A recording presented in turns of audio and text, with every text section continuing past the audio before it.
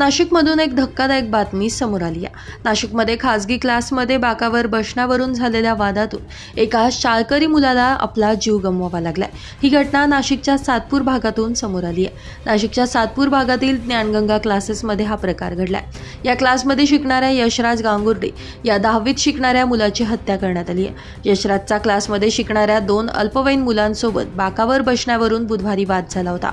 याच वादातून त्याची हत्या करण्यात आल्याचं बोललं जात आहे। यशराजचे त्याच्या क्लासमधील 2 मुलांसोबत बाकावर बसण्यावरून वाद झाला। या वादातून यशराजला मारहाण करण्यात आली। तो शिकत असलेल्या खासगी क्लासच्या आवारात त्याच्याच वर्गात शिकणाऱ्या दोघांनी त्याला मारहाण केली। या मारहाणीत यशराजचा मृत्यू झाला। यशराजला हाताच्या चापटी आणि लाथाबुक्क्यांनी मारहाण करण्यात आली। या मारहाणीत यशराजचा मृत्यू झाला। या प्रकरणामध्ये दोघांना पोलिसांनी ताब्यात घेतलंय। नाशिकच्या सातपूर पोलीस ठाण्यात गुन्हा दाखल करण्यात आला असून पुढील तपास पोलीस करत आहेत।